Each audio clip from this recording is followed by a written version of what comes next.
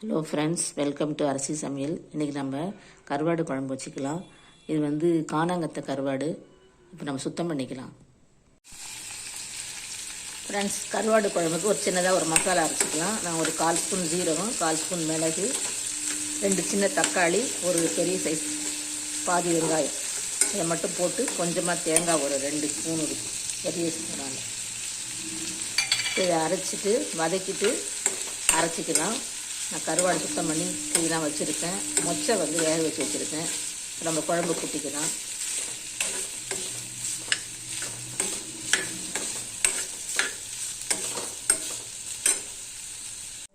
Hello friends, இப்போ நம்ம வந்து ஒரு சட்டி வச்சுருக்கோம் கருவாட்டு குழம்புக்கு. நம்ம கடுகு ஜீரகெல்லாம் தாளிச்சிக்கலாம். நான் ஒரு 1/2 ஸ்பூன் கடுகு, சீரகம்,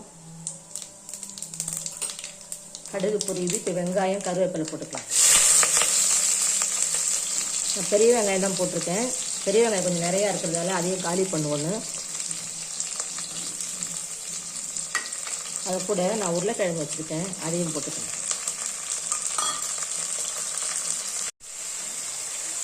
கானாங்கத்தை கருவாடு வச்சுருக்கேன், கழுவி வச்சுருக்கேன்.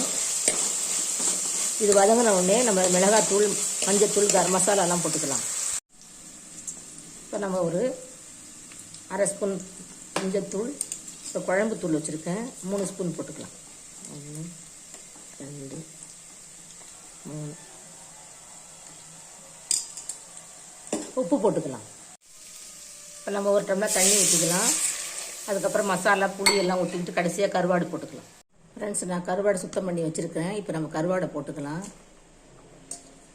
புளி ஒரு 2 நிமிஷம் இதோட உப்பெல்லாம் ஊறட்டும். காரமெல்லாம் நம்ம புளி ஊற்றிக்கலாம்.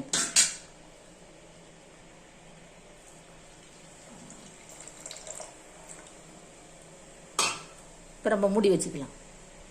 நம்ம அரைச்ச மசாலாவை ஊற்றிக்கலாம். அடுத்தது நம்ம மொச்சையும் போட்டுக்கலாம். தண்ணி அரைச்சி ஊற்றிக்கலாம்.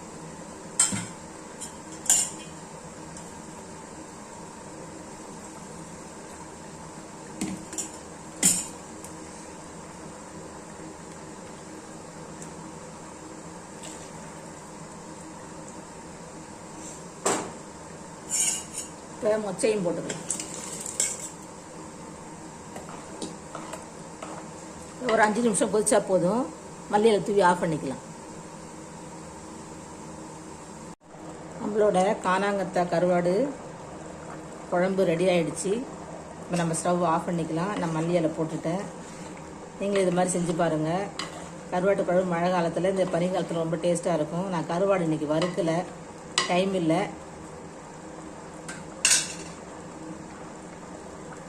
பண்ண பிறகு 5 நிமிஷம் கொதிக்கும்.